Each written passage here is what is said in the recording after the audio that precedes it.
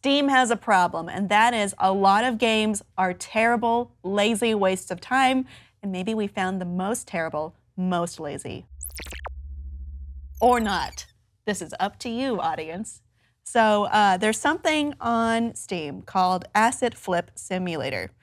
And what it is for $4.99, you can be dropped into a desert landscape and you have a health bar and no weapons, and that's it. There's nothing to do but walk. That's the whole game. But for an additional $9.99, that's right, double what you paid originally, you can add assets to Asset Flip Simulator and turn the game into maybe the worst first-person shooter you've ever seen.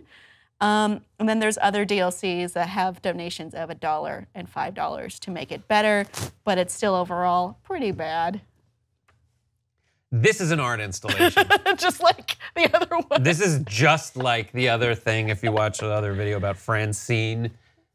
This is a fantastic way to prove your point. And it is, if you do go through the, archives of Steam, you will find some dumb games.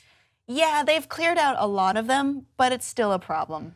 You have been able to come across like games where you're just wondering what year were these physics programmed? What console was this originally meant to be on that it failed because they have standards? And the motivation behind this seems to be one of satire. Yes, that is a good point. So here are the clues we think we've seen that make us think that this is trying to prove a point rather than sell maybe the worst game you've ever seen. The game description is, from the esteemed acid flippers and shovelware pumpers that brought you gems such as ISIS and Suicide Simulator, comes another zero-effort cash grab aimed at the fat wallets of edgelords and memesters. Do you enjoy wasting your time and money on the internet? Look no further.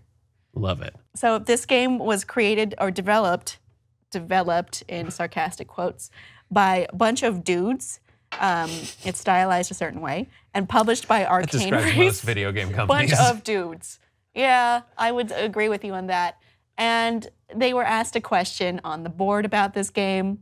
Serious question, why do any of this? I remember when Stalker first came out, it was janky, full of bugs and poor decision choices. However, over time, they made something special. Why not put in some effort and make something that people could truly get behind in a meaningful way? Answer, minimum effort, maximum money, easy. Question, next please. It's great. I think, yeah, this is satire. This is pointing out a problem that a lot of stupid, pointless games for a lot of money get pushed onto Steam. I mean, Steam does have a way of trying to filter these by charging $100, which you can recoup after your game makes $1,000. And they have delisted a lot of trash games.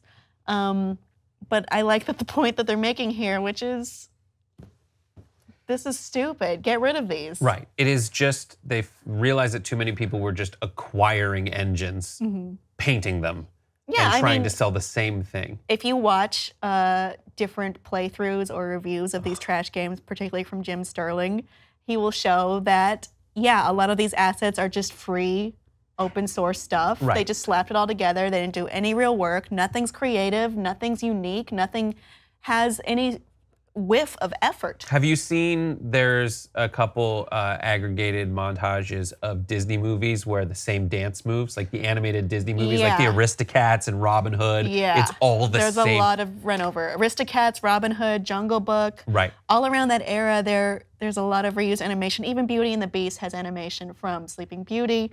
That's different, though, because that's their work. It's their work, but it's still just corner cutting, and it cheapens the experience that you look for. I'm grateful for Steam, though. Steam has allowed me to revisit a lot of the the computer games from my past, the Sierra games and the Lucasfilm games that really made me who I am as a person. And so I'm willing to pay the price of them having dumb games that you kind of have to go out of your way to find. Yeah. I mean, it certainly won't ruin your experience, but maybe there's a point to be made here, and a bunch of dudes have done that. It's a philosophical discussion. And yes, like, Steam is that kind of more open platform that anyone really within reason can get their game on. And part of the price of having that set up is you're gonna come across things that are at least thematically linked to asset acquisition simulator machine for $10. Audience, would you buy this game to prove a point? And do you think the point is valid? Please let us know and like and subscribe for more.